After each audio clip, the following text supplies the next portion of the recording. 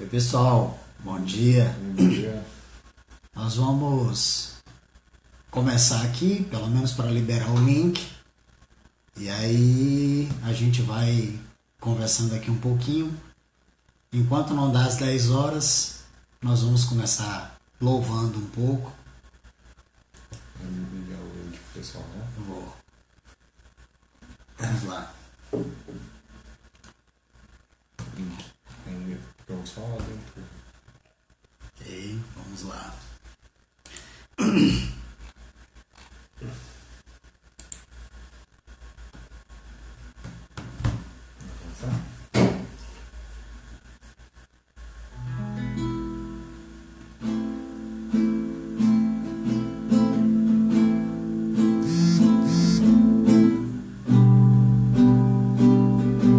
Bom dia, Pedrão.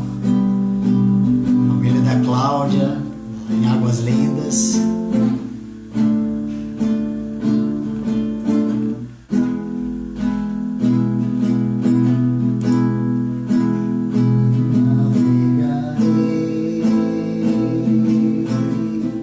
No oceano do Espírito,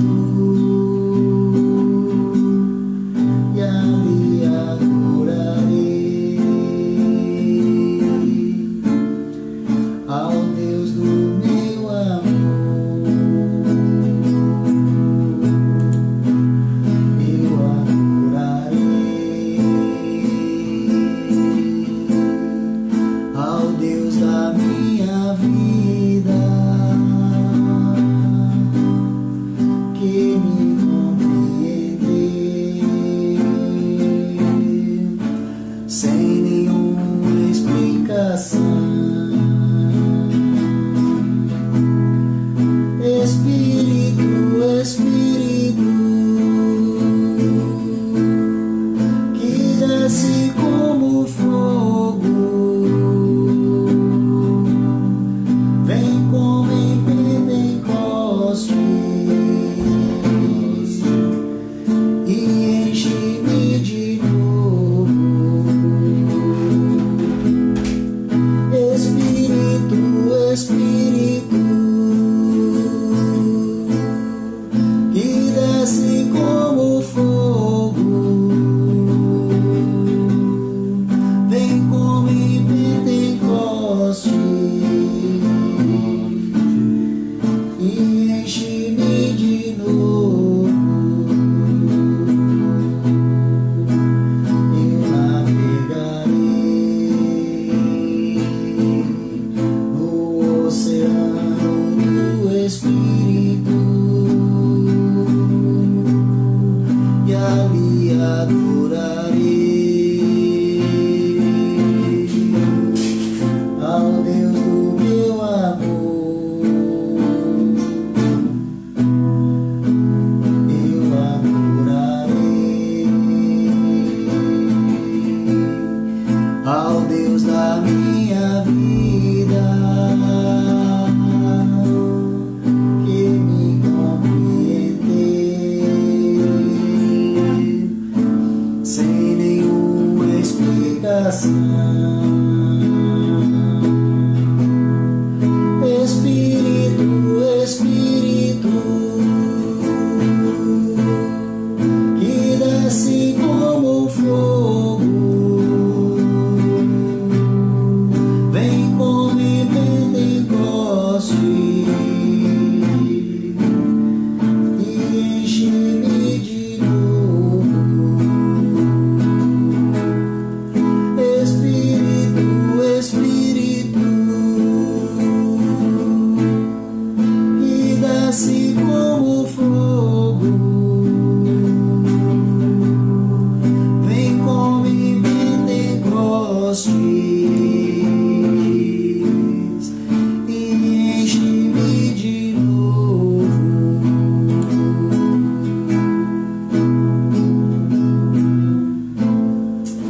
Aleluia. Amém. Nós estamos com algumas pessoas aí nos assistindo, quase no nosso horário, para começar o nosso tempo, a nossa palavra. obrigado aí por tudo. Obrigado. E que o Senhor abençoe a palavra. Amém. Que estão assistindo aí também. Amém. E que o Senhor nos conduza aí nesse tempo. Amém. Muito obrigado. Amém. Pronto. Voltamos aqui. Deixa eu ver quem está aqui. Odete, a turma de Cristalina, Fábio, lá de Taguatinga, turma de Águas Lindas, Robério, família do Nonato, a família da Fátima. Eu vi também aqui que passou aí o Francisco Nilson. Francisco Nilson é um irmão muito amado. Doutor Dantas, um abraço, amigão, que Deus abençoe. Eu vi também aí uma mensagem da Dora, enfermeira Dora. Dora é uma irmã amada e ela está nesse momento agora com a filha dela internada no hospital e ela pediu para a gente fazer uma oração por ela, Ana Luísa. Tá, Dora? Nós já oramos pela sua filha aqui em casa, eu e minha família, mas a minha oração é que Deus restaure a vida da Ana Luísa por completo. Tá bom? Pois é, estamos aqui de volta, 10 horas, começando o nosso tempinho. Mariana, vamos conversar hoje um pouco sobre o reino de Deus. Eu tinha falado para vocês que nós vamos fazer aí uma sequência. Olha, Laudirene, minha esposa, tá aqui no quarto me assistindo. Eu falei que nós íamos conversar nesses dias um pouco sobre o reino de Deus. E toda essa situação que está acontecendo de confinamento, todo esse tempo onde as famílias estão ficando em casa, é um tempo que a gente tem que aproveitar. Ó, o doutor Dantas aí, grande abraço, viu, amigo? Muito obrigado, você é muito bem-vindo aqui. É um tempo que nós temos animado as pessoas, os irmãos, a estarem em suas casas, investirem nas suas famílias. Nós temos feito isso, até começamos as lives porque nós não temos feito os nossos encontros presenciais. Então, quem acompanha aí a nossa rotina sabe que todos os finais de semana a gente sai daqui e vai para Cristalina, Goiás, e a gente cobre a igreja lá em Cristalina. A gente sai daqui e vai para Águas Lindas de Goiás, cobre a igreja ali em Águas Lindas. A gente também se encontra aqui na minha casa, cobrindo aqui a igreja de Ceilândia, Taguatinga. E nesses dias nós temos ficado em casa e temos feito os nossos encontros online e temos incentivado a que cada família, eu falei isso aqui na semana passada, que cada família esteja investindo. Deus está levando, com toda essa situação do coronavírus, Deus está levando as famílias a desempenhar o papel da igreja. E eu quero falar um pouco sobre isso no decorrer dessas semanas. Eu quero contar um pouco da história da igreja. Eu quero dizer para vocês que... Oi, Jaqueline, lá de Braslândia. A Elton, bom dia, meu brother, tudo bem? Olha, a gente sabe que a igreja, do jeito que ela está hoje, ela não era o propósito de Deus, tá?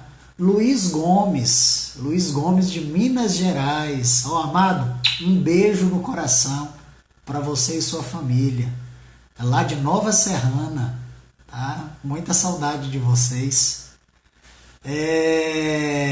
Bom, como eu estava dizendo, a igreja ela tem uma estrutura hoje que ela está diferente da estrutura que Deus tinha pensado para a vida da igreja. Os nossos cultos, a maneira como nós cultuamos a Deus, a maneira como nós vivemos, todas essas coisas, elas estão fugindo de um padrão que foi estabelecido por Deus. Tem um livro que eu gosto muito, é um livro de um autor chamado Frank Viola, e que ele diz, o título do livro é A Igreja Pagã, e ele fala que hoje nós estamos vivendo um modelo de igreja que é de uma igreja pagã, porque tudo que nós temos hoje na igreja, ou pelo menos quase tudo, a forma como nós cultuamos, a forma como nós fazemos louvor, a forma como nós organizamos as cadeiras, a forma como nós arrecadamos dízimos e ofertas, a forma como nós curamos enfermos, tudo isso, a forma como nós fazemos o nosso culto, não é um modelo que foi o modelo estabelecido e criado por Jesus. Então, as igrejas hoje, elas estão completamente diferentes, sabe? Com nomes, são templos e assim, numa estrutura completamente diferente da vida da igreja. E nós cremos num modelo de vida de igreja que seja o modelo de Atos dos Apóstolos. Está descrito lá no livro de Atos, esse é o modelo que nós cremos.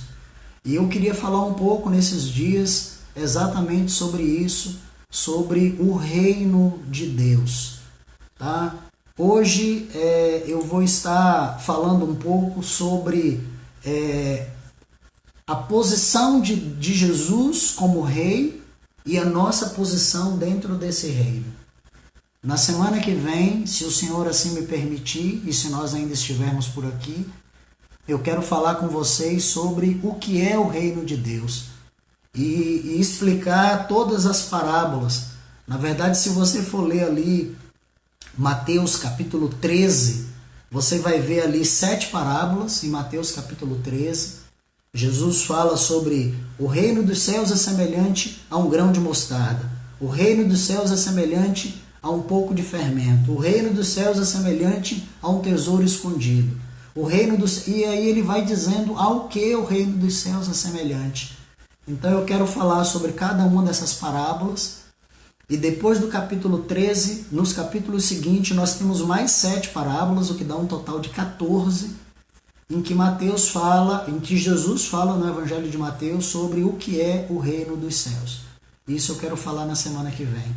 E na semana subsequente, eu quero falar um pouco sobre o efeito prático do reino de Deus, a vida de igreja, sobre o discipulado, sobre o que Deus estabeleceu como igreja. Então eu quero contar um pouco da história, tá? Eu quero começar hoje falando um pouco sobre o reino de Deus. Eu quero falar sobre a posição de Jesus e a nossa posição nesse reino. Bom, para começar eu poderia dizer para vocês que existem 2 palavras na Bíblia que ela tem sentidos muito parecidos. E na medida em que eu for falando com vocês, eu vou postando aí nos comentários o original das palavras, tá? Madalena, minha prima lá de Salvador, um beijo, querida, que Deus abençoe a sua casa. Bom, eu vou postando aí para vocês. Eu assim, explicando um pouco sobre a Bíblia, eu posso dizer para vocês o seguinte: por que tem tantas versões da Bíblia, né? Por que você vai ter a Bíblia versão na linguagem de hoje, a Bíblia Venera, a Bíblia NVI, que é a nova versão internacional? Por que você vai ter lá a Bíblia João Ferreira de Almeida, a revista atualizada, a revista corrigida? Na verdade, o que nós entendemos é que assim, a Bíblia é uma só, tá? Eram manuscritos feitos em pergaminhos, e a partir daí ela gerou os livros. Você vai ter lá os livros do Velho Testamento, você vai ter os livros do Novo Testamento, e essa composição de livros forma a Bíblia. Só que lá tem uma palavra escrita no original, em alguns trechos escrita em grego, em outros trechos em hebraico, e em alguns poucos textos em aramaico, que era a linguagem oficial daquela época. naquela região. Então você vai ter, por exemplo, uma boa parte da Bíblia escrita em hebraico e no grego também. E essas palavras, muitas delas, quando nós fazemos a tradução, essas palavras elas não têm uma única palavra no nosso vocabulário que represente aquilo. Então, por isso você tem várias traduções. Então, na medida em que eu for explicando aqui os textos, eu vou escrevendo aí para vocês, vou pondo no comentário qual é o original que consta lá e o que aquele original significa. E você vai ver que o significado do original ele é extenso, ele é grande. E aí a gente tem que fazer essa tradução em uma única palavra, encontrar uma palavra na nossa língua que represente aquilo. Por isso que algumas pessoas elas acabam tendo um pouco de dificuldade de entender a Bíblia e daí nascem interpretações erradas a respeito da Bíblia e eu quero também falar um pouco sobre isso. Mas existem duas palavras que têm significados muito parecidos na Bíblia. Uma é quando aparece reino e a outra é quando aparece senhorio. Reino e senhorio são palavras diferentes, mas que elas têm significados muito parecidos. E então vamos ver uma delas. A primeira está lá em Salmo 105:13. Tá? Na medida em que eu for falando, eu vou pondo aí para vocês, vamos lá, Salmo 105:13, tá? Acabei de pôr aí. Então, vamos ler o que diz Salmo 105:13. É o tempo de que eu pegue, vocês também peguem aí. O texto diz assim: andavam de nação em nação e de um reino para outro reino. Essa é a João Ferreira de Almeida. Você vai ter na KJA ela dizendo migrando de nação para nação e de um reino para outro povo. Todas as vezes que a palavra aparece reino, ou na maioria das vezes, né, em quase todas as vezes, a palavra que aparece lá ela é manlacá. Eu vou pôr ela aí para você, tá? A palavra que aparece é manlacá. Essa palavra manlacá, exatamente como eu acabei de colocar aí, ela significa reinado, domínio, reino, soberania. Então, meu amigo Ricardo Silva, beijo no coração, amigo. Ricardo é um amigo que Deus tem colocado aí na minha vida. Viu? Bom, o que é manlacá? Ela foi traduzida por reino, mas ela significa reinado, domínio, reino, soberania. E a outra palavra que a gente vai encontrar ela lá em Salmo 145:13. Eu vou pôr aí também para vocês, Salmo 145:13. E vamos pegar aqui agora, Salmo 145:13. Ele diz assim: o teu reino é de todos os séculos, e o teu domínio, ele subsiste por todas as gerações. Então a palavra que aparece lá por reino é manlacá, que ela significa reinado, domínio, soberania. Mas a palavra que aparece para reinado é malkut, que ela também tem um significado muito parecido. E ela significa realeza, reinado, poder real, domínio real.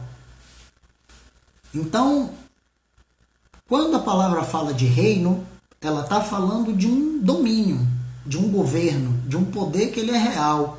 Por isso que Salmo 145:13, Ele diz: o teu reino é de todos os séculos e o teu domínio, ele subsiste por todas as gerações. Ele permanece, né, por todas as gerações. Então, ali está falando de um reino, está falando de um reinado. Assim, mas é o teu reino. O reino de quem? O reino do Senhor. Diz que o reino do Senhor, ele é eterno e o domínio dele permanece de geração em geração. Bom, que reino é esse? De que reino eu estou falando? Né? Qual é o reinado de Jesus? Aí a gente entra na segunda palavra, que é a palavra que eu falei para vocês, que ela é muito parecida com reino, que é senhorio. Senhorio. E o que significa senhorio? Vamos ler Atos capítulo 2, do 29 ao 36. Então, está aí, Atos capítulo 2, do 29 ao 36.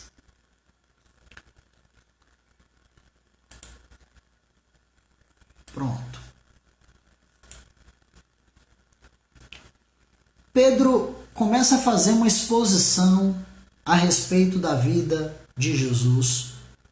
E Pedro começa contando desde o patriarca Davi, e ele vai seguindo toda a história, até quando ele chega no verso 36. Eu quero me apegar ao verso 36. E diz lá assim no verso 36, esteja absolutamente certa, pois, toda a casa de Israel, de que este Jesus que vós crucificastes, Deus o fez Senhor e Cristo. Ou seja, eu vou ler na linguagem de hoje, no verso 36, diz assim: todo o povo de Israel deve ficar bem certo de que este Jesus que vocês crucificaram é aquele que Deus tornou Senhor e Messias. Então Pedro afirma a toda a casa de Israel que aquele Jesus que foi crucificado, Deus colocou ele como Senhor. A palavra que aparece ali para Senhor, ela é uma das palavras mais belas da Bíblia. E essa palavra é Kyrios, que nós traduzimos por Kyrios. Kyrios. Mas se escreve Kyrios. E o que significa Kyrios? Quando a palavra afirma de que Jesus é o Kyrios, o que é o Kyrios? Que foi traduzido por Senhor. Kyrios era uma palavra muito forte. Ele é uma palavra extremamente forte. E que hoje a gente não tem noção dessa palavra. A gente tem que entender que naquela época havia o governo romano, né? O governo de Roma era um império terrível, tremendo, enorme. Ele tinha muito poder. Vou contar um pouco de história aqui para vocês. E quem exercia o poder no Império Romano era César. E somente César podia ostentar esse título. Porque Kyrios, ele significa aquele que é dono de tudo. Dono das pessoas, dono das coisas. Ele tem poder de decisão, ele é o proprietário, ele tem o controle, ele é o soberano. Então essa palavra Kyrios, ela era uma palavra extremamente forte, que ela só podia ser dada a César, que era o imperador romano daquela época. Mas ninguém podia ter esse título. Porque significava que quem era o Kyrios, ou quem era o Senhor, ele era o proprietário sobre a vida de qualquer pessoa. Ele era proprietário sobre a vida de qualquer animal, de tudo. Então, se o Kyrios, que era o César, se ele dissesse assim, hoje você vai morrer, você ia morrer. Porque era ele que determinava. Era ele que tinha o domínio, era ele que tinha o poder. E não apenas um domínio de escrever leis, mas o domínio de determinar até a morte, de estabelecer quem casava com quem podia dormir com quem, para onde ia, quanto, quem vendia, o que fazia, porque ele era o dono. Então essa palavra ela era extremamente forte. E Pedro, com toda intrepidez, chega diante daquele povo, toda a casa de Israel, e Pedro diz assim: olha, deixa eu falar uma coisa para vocês, pois vocês estejam absolutamente certos de que este Jesus que vocês crucificaram, Deus colocou ele como Senhor absoluto, como Quírios, como dono de tudo. Então a posição de Jesus como Senhor, ela é uma posição que ela vai além de tudo o que nós imaginamos hoje como igreja e de tudo que as pessoas falam. Há uma congregação, uma denominação com vários templos do planeta, no mundo inteiro, tem templos no mundo inteiro, em que eles têm um símbolo lá na frente, a logomarca deles, né? Assim, o slogan. Tem uma logomarca, tem um slogan. E o slogan dele diz assim: Jesus Cristo é o Senhor. Isso é lindo. Mas escrito ali em cima, ele não tem o poder que tem Atos 2, capítulo 36. Quando Pedro afirma: Jesus Cristo, ele é o Senhor, ele é o dono, ele é o governante, ele é aquele que tem o poder sobre a nossa vida. Então por isso que Paulo afirma, Paulo diz assim: eu posso tudo naquele que me fortalece. E as pessoas usam isso usam isso da pior maneira possível, né? Para dizer que eu posso sim ter dinheiro, eu posso comprar carro, eu posso comprar casa, mas não era isso que Paulo estava dizendo. Paulo estava dizendo: eu posso tudo naquele que me fortalece. Sabe por que eu posso tudo? Porque eu posso ser pobre, eu posso ser rico, eu posso passar fome, eu posso ter dinheiro. Sabe? Eu posso estar em cima, eu posso estar embaixo, eu posso estar sadio, como eu posso estar enfermo, porque a minha vida tem um dono. E este dono, ele é o Quírios, ele é o Senhor, ele é o Supremo, a pessoa que dá a última palavra. Então, quando você afirma que você tem um Quírios, você está afirmando que você não tem mais direito nenhum. Você está afirmando que você não tem mais direito de exigir nada. Como eu vejo algumas pessoas dizendo assim: Senhor, eu exijo, Senhor, eu determino. Você não determina nada, porque você tem um Quírios. E o Quírios significa que ele é o dono. E como dono, ele faz o que ele quer. Essa é a posição de Deus. Salmo 145, verso 13. Postei aí para vocês. Vamos ler Salmo 145, 13. O que ele diz lá? Diz assim: o teu reino é o de todos os séculos, e o teu domínio, ele subsiste por todas as gerações. O reino de Deus, ele não começou e tem um fim. O reino de Deus, ele é de todos os séculos, porque ele é fora, tá? Fora da nossa contagem de tempo. O reino de Deus, ele é eterno. E ele subsiste de todas as gerações. Então, o Senhor, amados, ele é o rei. Quando eu falo sobre o reino de Deus, eu estou dizendo que este reino é porque tem um rei. E este rei, ele é o Quírios, ele é o dono, ele é o supremo. A última palavra é dele. E é muito importante a gente entender isso. Agora, a pergunta que eu faço para vocês é o seguinte: qual foi o evangelho que Jesus pregou? Né? Qual foi o evangelho que Jesus pregou? Qual era a tônica do evangelho de Jesus? Jesus passou 3 anos e meio, dos 30 aos 33 anos e meio.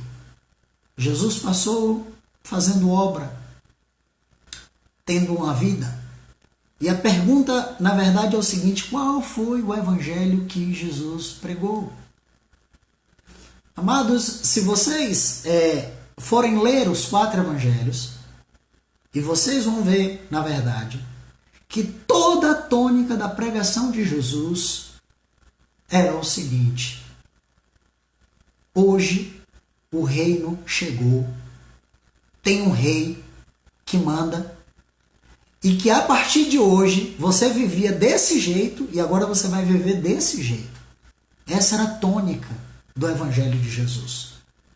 O Evangelho de Jesus era fazer você mudar de vida, era fazer você mudar. Tanto que o primeiro ministério de Jesus, o primeiro milagre de Jesus foi transformar a água em vinho.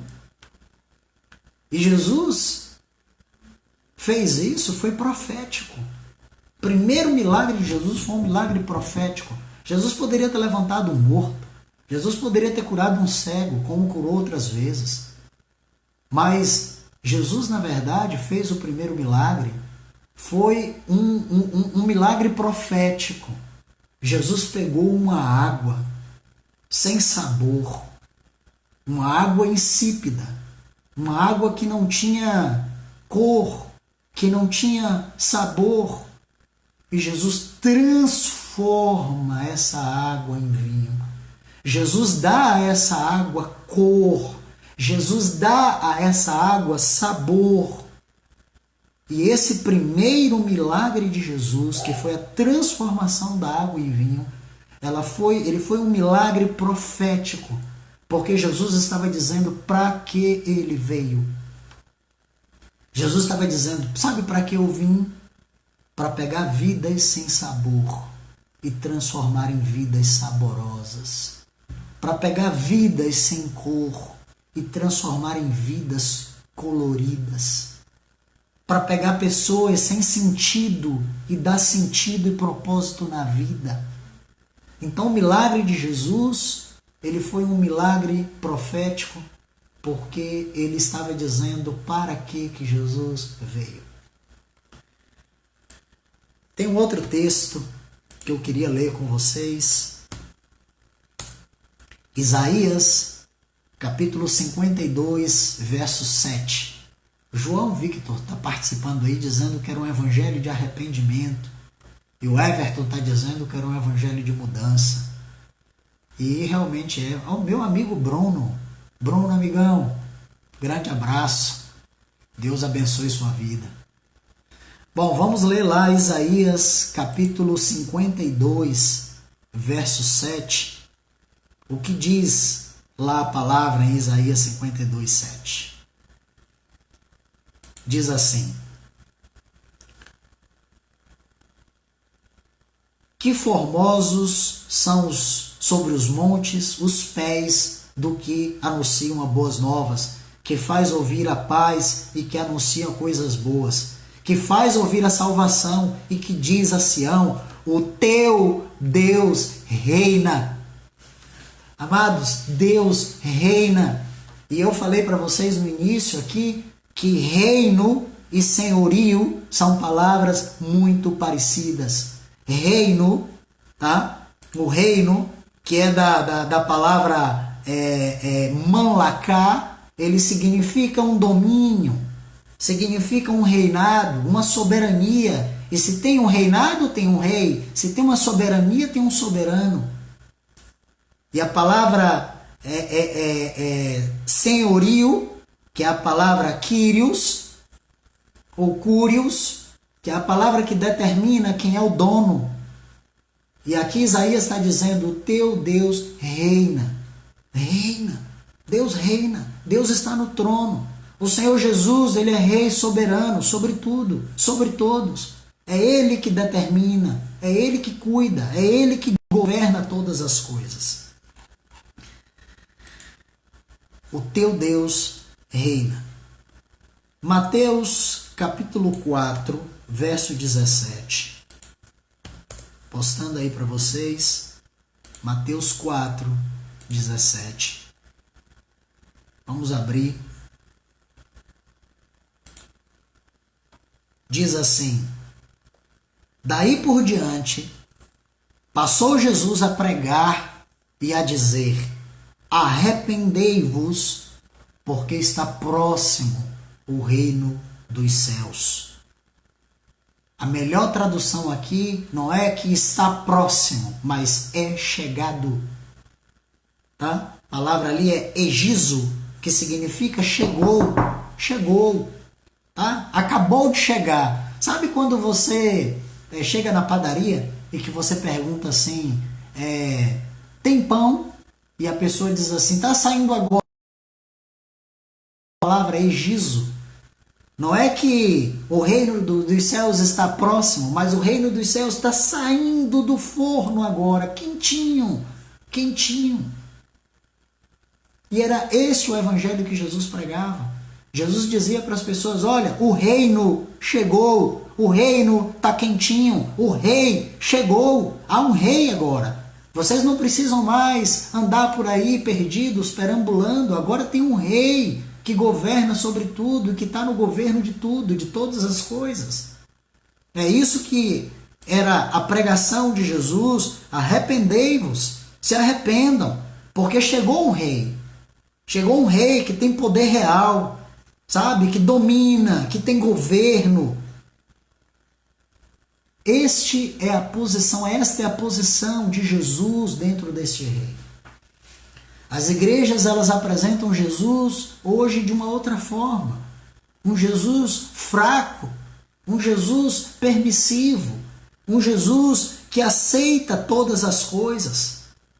Amados, quando eu comecei aqui falando para vocês sobre o livro de Frank Viola, que fala sobre essa igreja como uma igreja pagã, a igreja do mundo hoje, a igreja do século XXI, ela é uma igreja pagã, ela é uma igreja que ela foge dos princípios de Deus, porque ela prega um Jesus fraco, ela prega um Jesus morno, um Jesus adormecido, um Jesus que aceita o pecado, um Jesus que concorda com tudo, um Jesus, desculpem a expressão, mas um Jesus drogado, sabe, assim, meio paz e amor, tá tudo bem, tá tudo bem. Não, não está tudo bem. A pregação de Jesus era uma pregação diferente. Como o Laudirene está dizendo aí, é um reino de mudança e de transformação. Jesus chegava para as pessoas e dizia assim, o reino chegou, o rei chegou, pão quente. E este reino tem um rei, que é o Quírios, e que governa sobre tudo.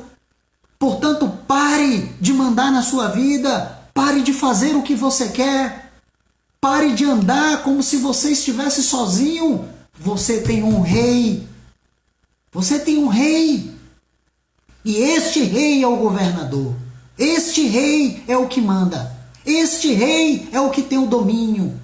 E a partir de agora, nós vivemos de acordo com o domínio desse rei, vivemos de acordo com as suas leis, vivemos de acordo com o que ele manda, vivemos de acordo com o que ele diz. O reino, amados, ele não chega apenas para nos dar bênçãos. O reino não chega para nos abençoar, para nos dar carro, para nos dar família, para nos dar marido, esposa. O reino não é isso. Isso é um reino pagão que foi inventado por essa igreja moderna, doente.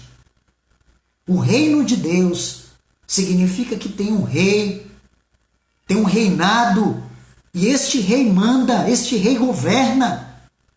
E você vai me perguntar, então como é que eu vou viver? Você vai viver como ele diz para você viver. O seu papel como marido é o papel que ele vai dizer que é o que você tem que ter.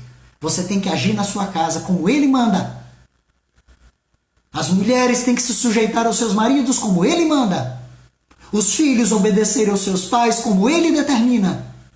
Os pais têm que governar a sua casa, manter o controle, proteger a sua família, amar a sua esposa, zelar por ela como parte mais frágil, porque essa é a ordem dele como rei. Quando eu saio para o meu trabalho, quando eu estou lá, eu tenho regras a seguir do meu trabalho. Eu sou servidor público e eu tenho uma legislação para obedecer. Mas eu quero dizer uma coisa para você, nenhuma legislação é maior do que aquela que o rei tem para mim. E é essa que eu tenho que viver. Renunciar, abrir mão. E quando eu tiver que escolher entre fazer uma coisa e fazer outra, eu tenho que perguntar, rei, e aí meu rei, o que eu faço? E eu tenho que fazer o que ele manda eu fazer. Porque é um reino de mudanças. É um reino de transformação. Amém? Reino de transformação. Marcos, série Marco, um abraço amado, lá de São Paulo, beijo no coração. Amém? Reino de transformação. O reino de Deus significa que tem um rei e que esse rei está governando. Ele não é um rei fraquinho, ele não é um rei abestalhado que aceita qualquer coisa. E a gente vai se aproximando dele para pedir coisa.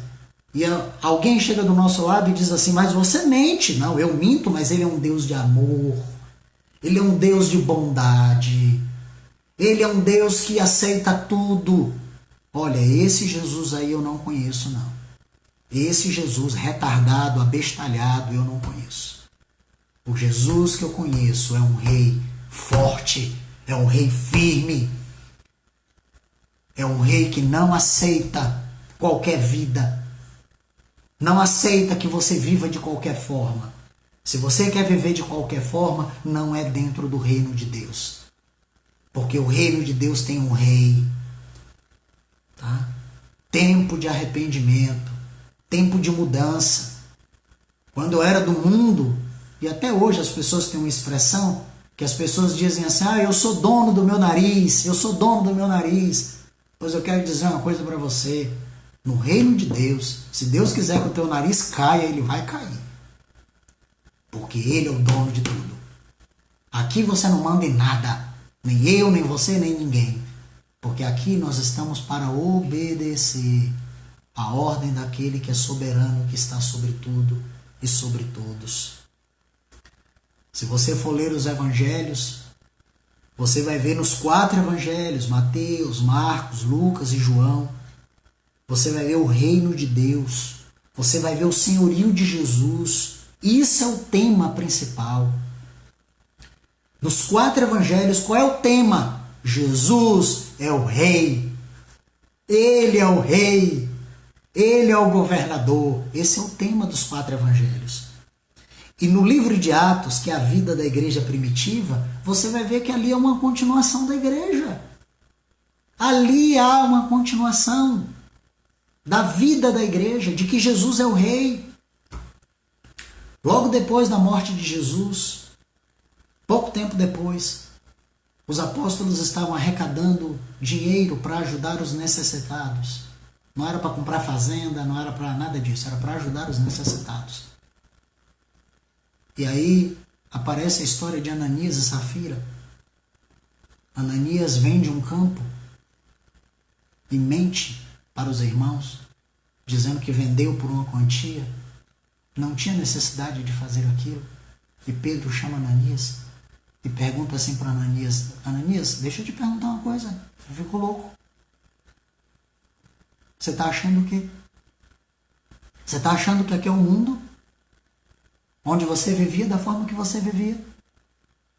Pois eu quero dizer uma coisa para você. Aqui tem um rei. E esse rei não ama a mentira. Não ama a mentira. Esse rei, ele aborrece a mentira.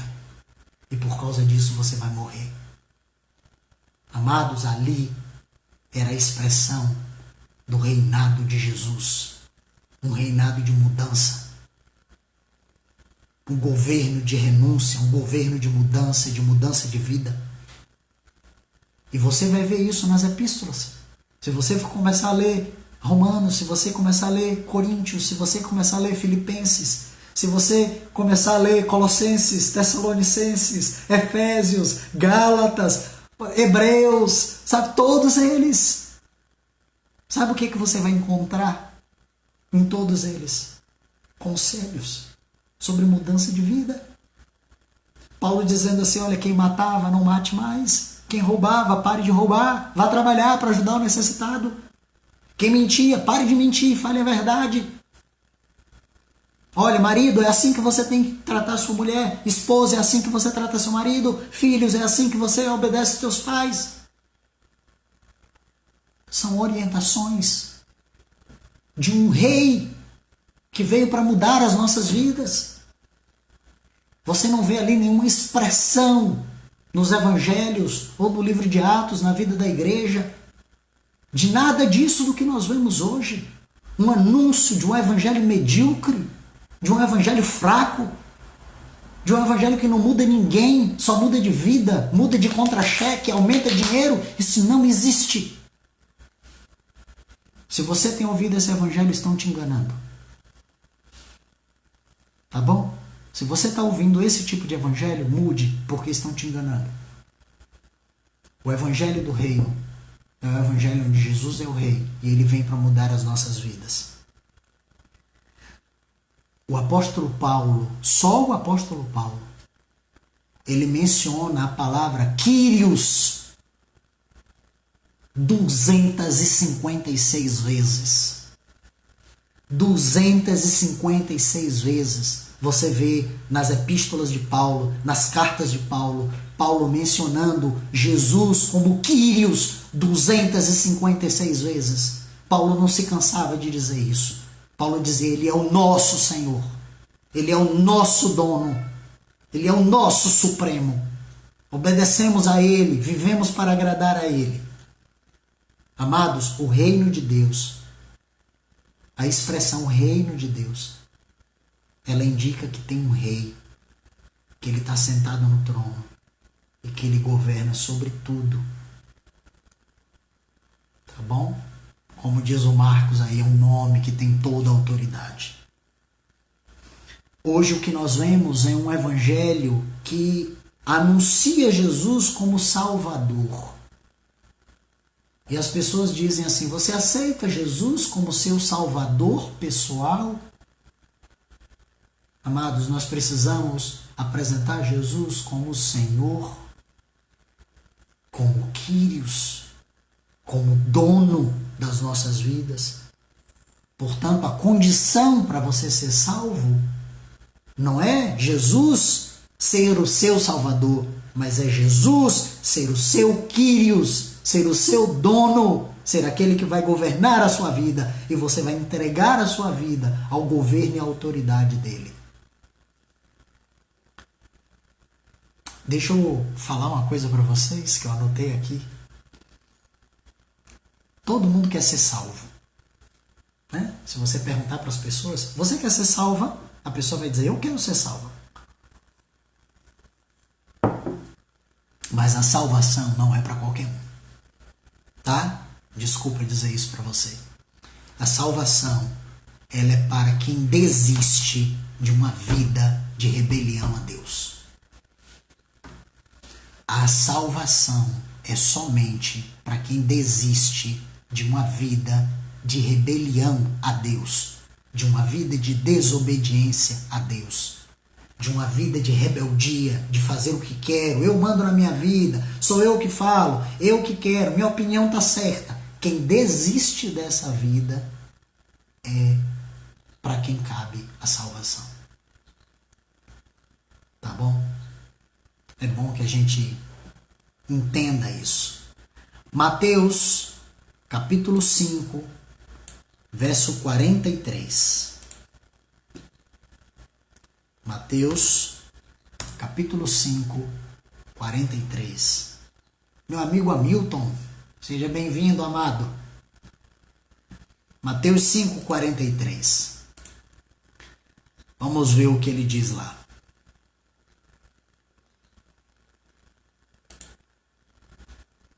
O texto diz assim: ouviste o que foi dito. 44. Eu, porém, vos digo. O que Jesus estava dizendo aqui? Jesus estava dizendo assim, olha, vocês ouviram o que foi dito. Ou seja, o mundo prega isso.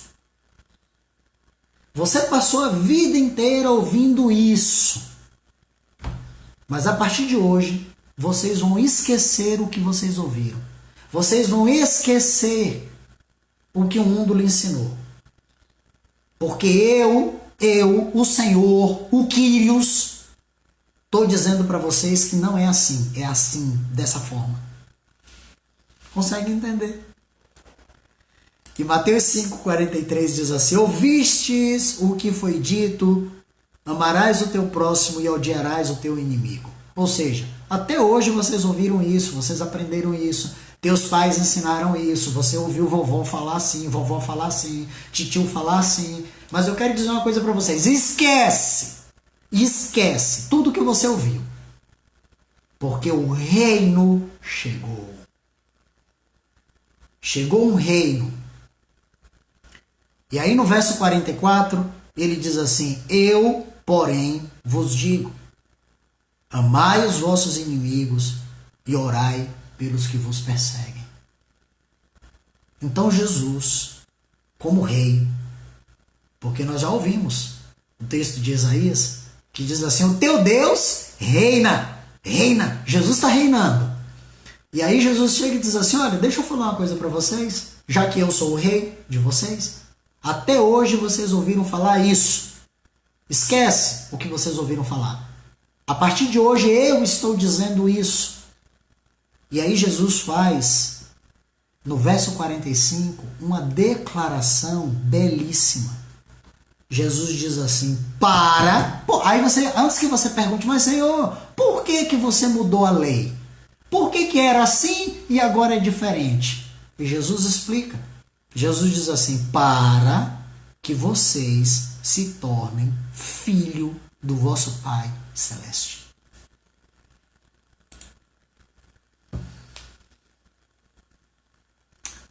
Olha, eu passei a vida inteira ouvindo a seguinte expressão: todo mundo é filho de Deus. Né? Todo mundo. Eu já ouvi essa expressão. Uma vez eu vi isso de um homem que tinha praticado um crime bárbaro.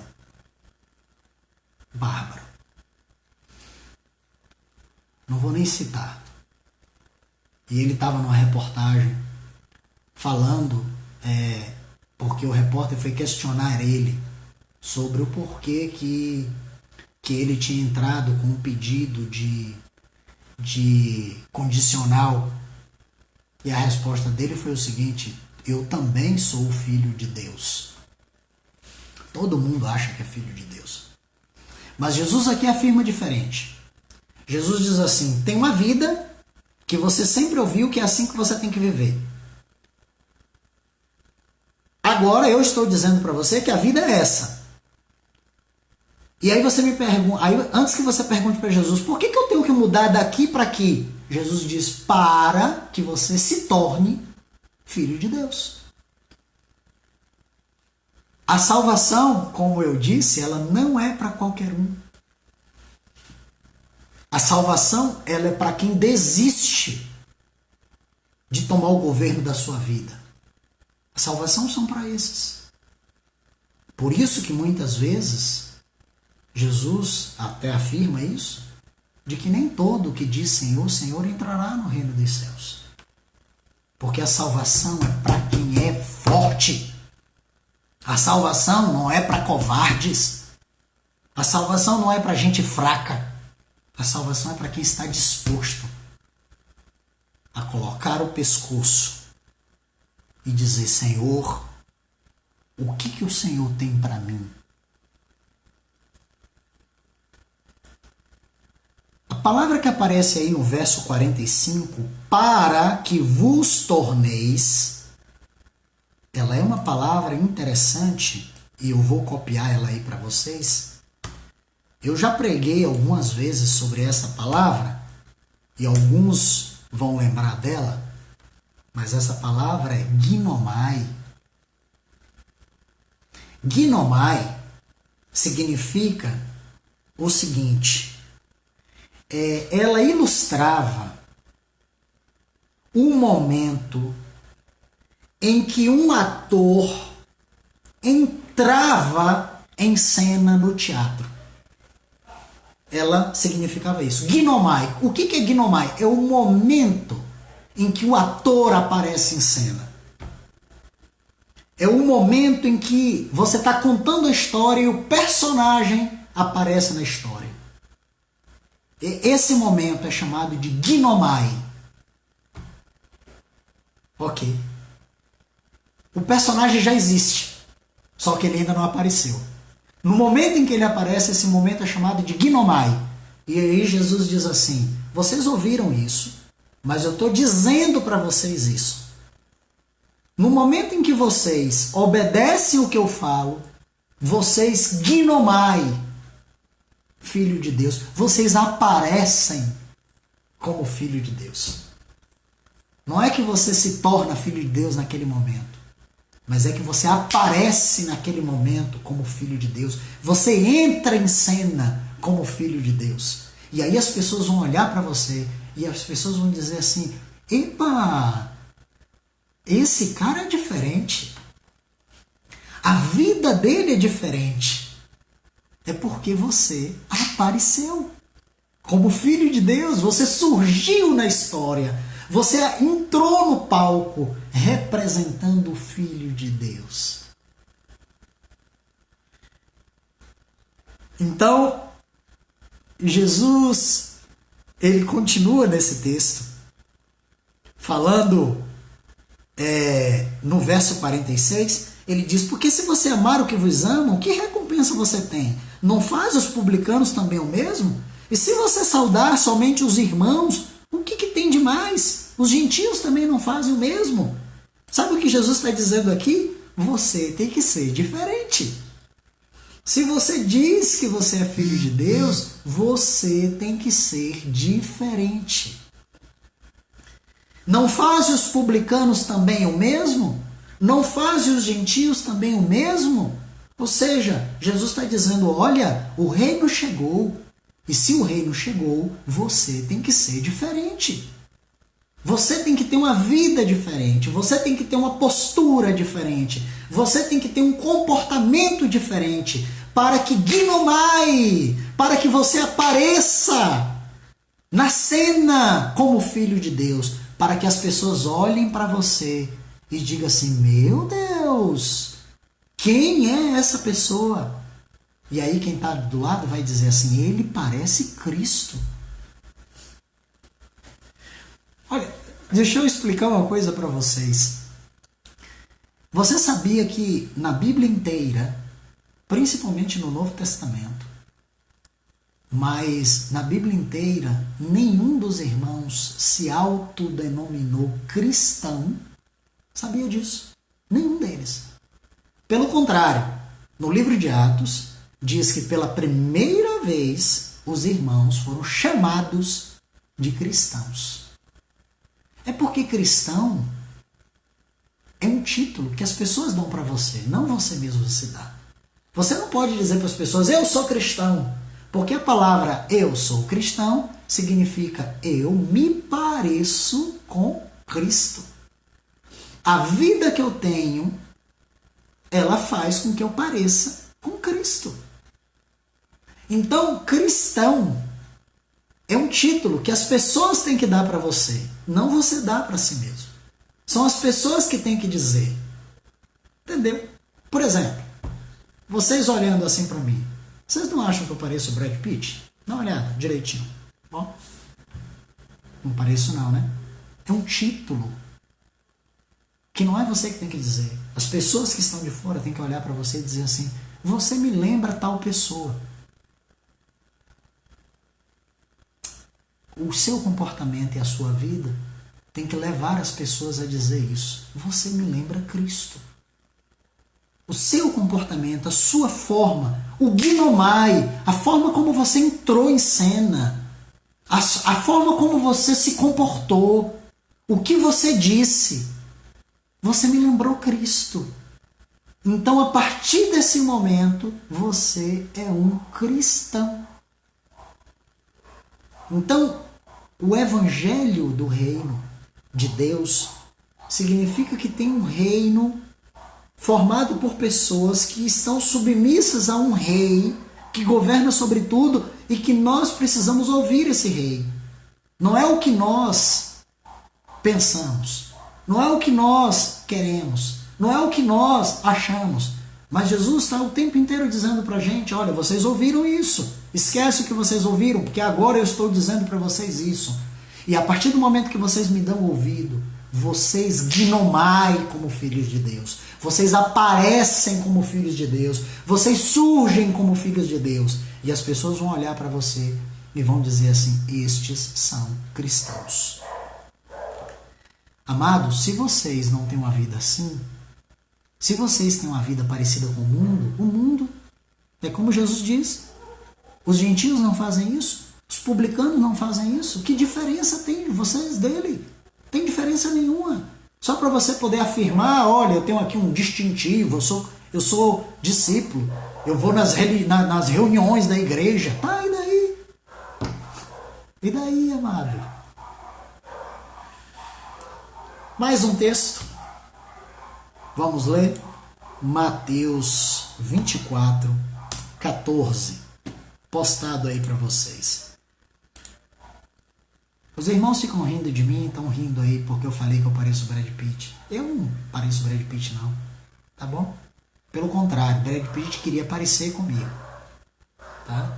Porque o meu objetivo é parecer com Jesus. Não tem objetivo nenhum de parecer com Brad Pitt. Foi só uma brincadeira, tá bom? Brad Pitt, no dia que ele me conhecer, ele vai querer parecer comigo, porque eu tenho buscado tentar me parecer com Jesus. Eu quero que quando o Brad Pitt olhe para mim e diga assim, eu olhei para ele e ele me pareceu Cristo. Foi só uma brincadeira. Mateus 24, 14. Vamos ler o que diz lá.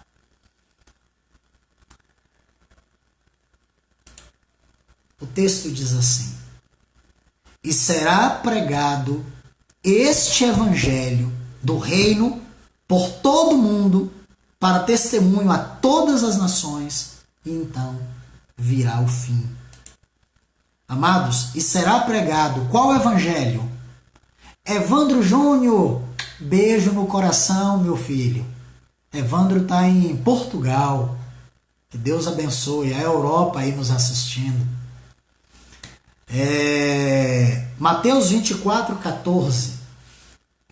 Ele diz assim, e será pregado este evangelho. Qual evangelho será pregado? Este. Este qual? Olha, se ele tem a expressão este evangelho, e no original existe, no original a palavra que aparece lá é touto, que ela significa, não é qualquer um, é este que eu estou falando. Tá bom? Touto. Quando tem essa palavrinha, touto, significa que existem outros. É como se eu tivesse com 4 pessoas aqui na mesa e eu dissesse assim para alguém, consegue um emprego para ele? E a pessoa me perguntar, qual deles? Este, touto, este. Então, este evangelho, ele será pregado por todo mundo. Significa que existem outros evangelhos. E quais os evangelhos que existem? Outros. Existem tantos por aí.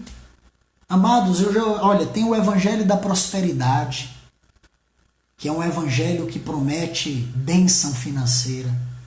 Tem o evangelho da cura, que é um evangelho que promete curas espetaculares, em troco de nada. Tá bom? Tem um evangelho da porta aberta, que é o evangelho que prega que Jesus aceita qualquer um. Venha do jeito que você tiver. Ah, eu sou homossexual. Venha. Ah, eu tenho 3 mulheres na rua. Venha, pode vir que Deus é bom. Tem vários evangelhos por aí. Mas se você for ler Mateus capítulo 24, Jesus está falando de um evangelho. Ele está falando do evangelho do reino. Ele está se colocando como rei. E aí, quando chega no verso 24, ele faz essa afirmação. Tá? Quando ele chega no verso 14, ele faz esta afirmação. E ele diz no verso 14, este evangelho, ele será pregado por todo mundo. Então não é qualquer evangelho. Não é. É este evangelho, o evangelho do reino. O evangelho que coloca Jesus como rei. O evangelho, como diz o Helder, da sã doutrina. O evangelho que impacta as pessoas. Que você vai chegar para a pessoa que anda em pecado e ela diz assim, Deus me aceita, para com isso. Deus não aceita o pecado, não. Quando você chegar aqui no reino, tem um rei. Você, a partir de hoje, vai viver de acordo com esse rei. Não são leis nossas, é o que o rei tem para você. Este evangelho é o evangelho que tem que ser pregado. E ele continua. Tá? Ele continua no verso, ainda no verso 14, ele diz, para testemunho a todas as nações. Amado, a pregação do evangelho, ela tem que vir acompanhada de testemunho. Em alguns momentos você vai testemunhar com a palavra, mas em outros momentos você vai ter que testemunhar com a vida, com a vida. As pessoas vão ter que olhar para você e dizer para você que evangelho é esse que você vive. A vida. E Jesus diz que isso serviria de testemunho para as nações. O objetivo do evangelho, do reino, é fazer discípulos para Deus. Mas você não pode fazer discípulo se você não for discípulo. Porque um pé de laranja não pode dar goiaba. E um pé de banana não pode dar abacate. Só faz discípulo quem é discípulo. Deus é um Deus de princípios. Se você for ler Gênesis capítulo 1, você vai ver lá em Gênesis capítulo 1 Deus usando princípios. E Deus diz assim, olha, vou criar os peixes e eles vão produzir segundo sua espécie. Vou criar as árvores e elas vão produzir segundo sua espécie. Esse era o princípio de Deus. Então, usando isso, eu quero dizer uma coisa para você. Você não vai conseguir gerar discípulos se você não for discípulo. Ok. Mais um texto. A gente já está chegando aqui no finalzinho. 1 Timóteo, capítulo 2, verso 1 e 2. Vou colocar aí 1 Timóteo, capítulo 2, verso 1 e 2. Ele diz assim: antes de tudo, exorto que se use a prática de súplicas, orações, intercessões, ações de graça, em favor de todos os homens, em favor dos reis, de todos que se acham investidos de autoridade, para que vivamos uma vida tranquila e mansa, com toda piedade e respeito. Esse texto ele fala sobre três coisas. Até a palavra tranquila e mansa é uma coisa só. Tudo que Paulo está falando ali é a mesma coisa. Paulo está falando sobre exortação, de uso de súplicas, de orações, de intercessões, de ações de graça.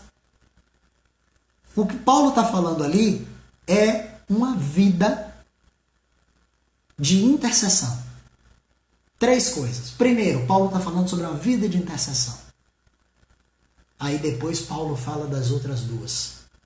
Vida de piedade e vida de respeito. Todo homem e toda mulher, quando eu falo homem, eu estou me referindo ao ser humano. Nós precisamos ter na nossa vida três coisas que vão te tornar um homem de Deus ou uma mulher de Deus. Tá bom? 3 coisas que se você não tiver, você não poderá ser chamado de cristão.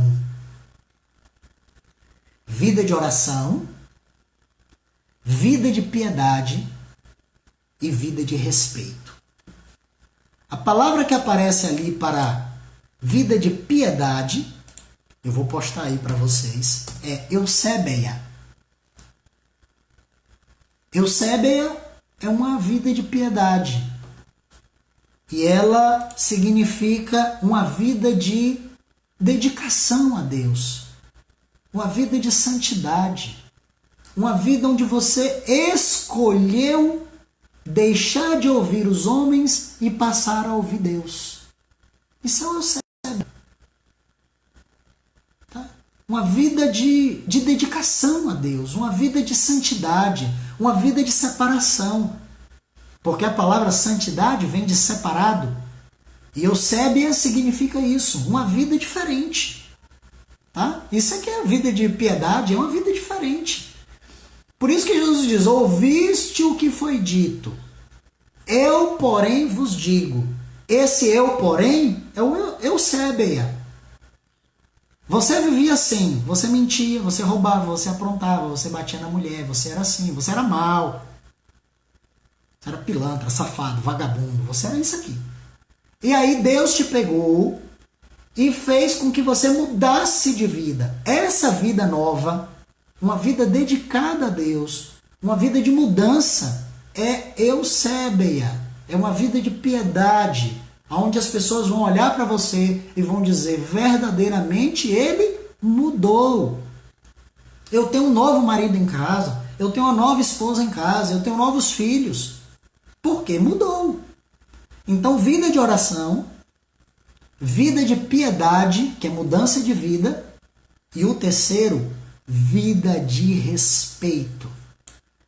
A palavra que aparece lá para vida de respeito, ela é seminotes.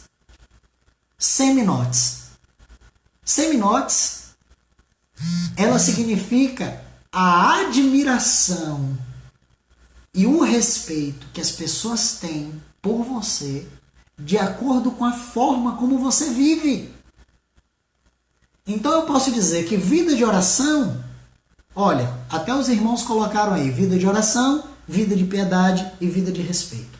Eu posso dizer que vida de oração é como você enxerga Deus.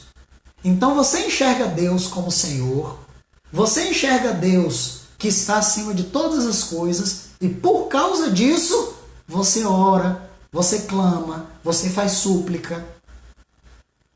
Isso é vida de oração. Tá bom? É como você enxerga Deus. A vida de piedade é como você se enxerga dentro do reino. Ok? Vida de oração, como você enxerga o rei. Ele é meu rei, então por isso eu vou orar a ele. Vida de piedade é como você se enxerga nesse reino. É de você dizer assim, não, eu tenho um rei e por causa disso eu tenho que viver de acordo com as leis desse rei. Então isso é Eusébeia, isso é vida de piedade. É as pessoas te perguntarem, por que você vive assim? E você vai dizer, eu vivo assim porque o Jesus é o meu rei e ele manda eu viver assim. Vida de oração, como você vê Deus. Vida de piedade, como você se vê no reino. Agora, a vida de respeito é como as pessoas te veem. E a pergunta que eu quero te fazer é o seguinte, como as pessoas te veem? Quando você está no trabalho, como as pessoas te veem? Quando as pessoas olham para você, para a sua fotografia, elas imaginam quem? Tá? O que elas olham? O que elas veem? O que elas admiram? Isso é uma vida de respeito. É quando as pessoas, é quando você chega no ambiente e que as pessoas dizem assim, não, ele é diferente. Não brinque com ele. Não conte essa piada para ele, porque ele é diferente. Isso é vida de respeito. É quando uma mulher diz assim para outra, não mexa com ele. Tá bom? Não mexa. Não toque nele. É como as pessoas te veem. É nisso que está o que diferencia as pessoas que dizem que seguem a Jesus das outras que não seguem Jesus. É porque a nossa vida, ela precisa ir além do comum, ir além do ordinário. Eu vou usar uma palavra aqui que, assim, no Nordeste a gente usa ela de uma outra forma, mas eu quero pedir para você, deixe de ser ordinário. Tá bom? Deus quer que você seja extraordinário. Porque o ordinário é o comum. O ordinário é o que todo mundo faz. É aquilo que Jesus diz. Os publicanos não fazem isso. Os gentios não fazem isso. Então que glória você tem vivendo da forma que os gentios vivem ou vivendo da forma que os publicanos vivem. Se você está fazendo isso, você é uma pessoa ordinária. Você tem que ser uma pessoa extraordinária. Você tem que sair do comum. Você tem que sair do normal. E essa saída do comum, essa saída do normal, é que nos torna pessoas diferentes. É quando as pessoas olham e dizem assim, ele agiu diferente. Tá bom? Ele agiu diferente. As pessoas esperam, por exemplo, que você venha com um espírito de vingança e você vem com amor. As pessoas esperam que você tenha uma atitude e você tem outra. Mas essa outra atitude não é porque você é bonzinho, é porque Deus tem te conduzido a isso, porque Ele é o teu Senhor.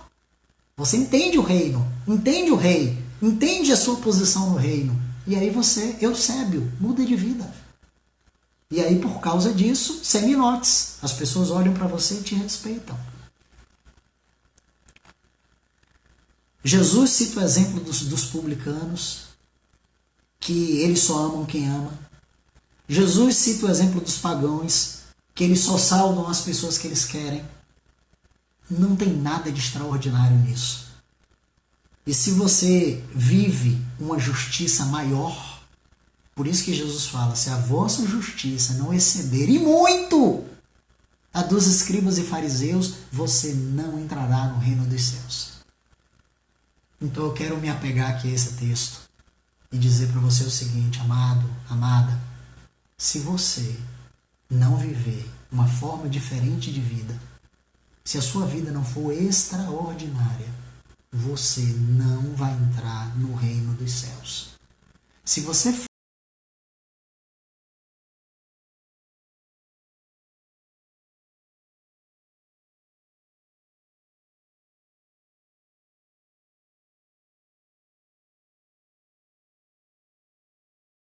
texto para abençoar aí o seu dia e para a gente poder finalizar aqui o nosso tempinho. Estou tentando fazer esse tempo sempre de 1 hora.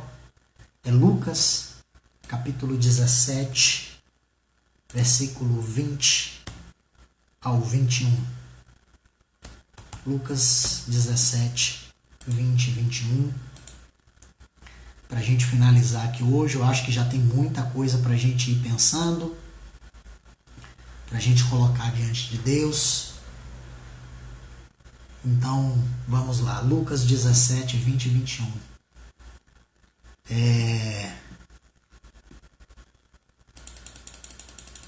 Interrogado pelos fariseus sobre quando viria o reino de Deus, eu estou falando do reino de Deus. E aí, os fariseus perguntam para Jesus, mas quando que esse reino vai chegar? Olha que Jesus responde. Jesus lhes respondeu, não vem o reino de Deus com visível aparência, nem dirão, ei-lo aqui, ou ei-lo lá, porque o reino de Deus está dentro de vós. Amados, eu quero fazer 2 afirmações para vocês. Primeiro, Jesus afirma 2 coisas. O reino de Deus não vem com visível aparência. O reino de Deus não é mudança aparente. Eu conheço gente que, para dizer que entrou no reino de Deus, muda o corte de cabelo, muda a forma de vestir, condena, por exemplo, um pastor que prega de camiseta, de camisa. Eu já fui para pregar num lugar que a pessoa diz assim, olha, você não está de paletó, então eu não vou poder permitir que você pregue. Amado, o reino de Deus, ele não vem com visível aparência. Porque as mudanças do reino de Deus, elas são mudanças interiores. Ela é uma mudança de vida. Ela não é uma mudança de aparência. As pessoas vão olhar para mim e eu vou continuar do mesmo jeito. Tá bom? Do mesmo jeito. Tá? Se o reino de Deus, se ele mudasse a aparência, Deus curaria a feiura. Deus não cura a feiura. Desculpa, tá? Gente assim como eu. Deus não cura a feiura. Porque o reino de Deus não é aparência. O reino de Deus são mudanças interiores. Mudanças de vida. Então quem olha para você não vai conseguir identificar aparentemente uma mudança. Mas ela consegue ver que está dentro de você. Aí vem a segunda afirmação de Jesus. Quando Jesus diz, o reino está dentro de vocês. É porque o reino, ele produz uma mudança interior. O reino, ele produz uma mudança de vida. O reino muda lá dentro, não muda aqui fora. Então ninguém pode dizer, olha, o reino está ali porque aquela pessoa está vestida diferente. O reino está ali porque ela parou de usar brinco. O reino está ali porque ele agora está usando calça. Não é isso. O reino, ele chega na nossa vida quando ele nos muda. Quando ele muda a minha postura como homem, quando ele muda a minha postura como ser humano, quando ele muda a minha postura como discípulo, muda a minha postura como marido, muda a sua postura como esposa, muda a postura dos filhos, muda a postura. Agora, se eu chego no trabalho e depois de tantos anos no trabalho, eu estou conversando com um colega de trabalho e eu falo assim para ele, não, porque eu sou crente. E o cara toma um susto e o cara diz assim, crente? É mesmo? Eu não sabia. Olha, eu quero dar uma notícia para você. Talvez o reino de Deus não tenha chegado na sua vida.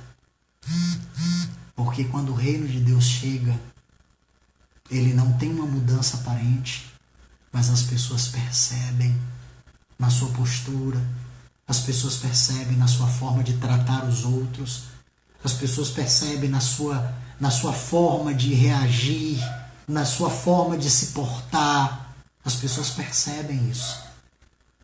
E as pessoas sabem que apesar de não ter uma mudança aparente, mas o reino está dentro de você, porque provocou em você eusébia, mudança de vida. Produziu em você uma característica em que as pessoas vão olhar para você e dizer assim, você se parece com Cristo. Então você passa a ser chamado de cristão.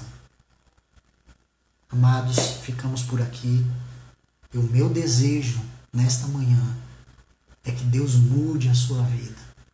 É de que Deus te conduza pela mão para dentro do reino dele, de forma que a sua maneira de viver, de que a sua forma de se portar, diga para as pessoas que você está num lugar, num reino, que tem um rei e que ele é o dono da sua vida. E que por isso você tem mudado. Porque ele realmente é alguém que é digno de fazer você mudar de vida. Tá bom? Que Deus te abençoe. Abençoe a sua semana. Que Deus faça com que você tenha posturas de vida em que as pessoas possam olhar para você e possam dizer para você verdadeiramente você é um cristão. Este é o sonho de qualquer homem que ama o Senhor. Que Deus abençoe. Beijo no coração de cada um. Eu vou salvar esse vídeo e você pode depois compartilhar ele nas redes sociais. Deus abençoe. Fiquem na paz e tenham uma boa semana.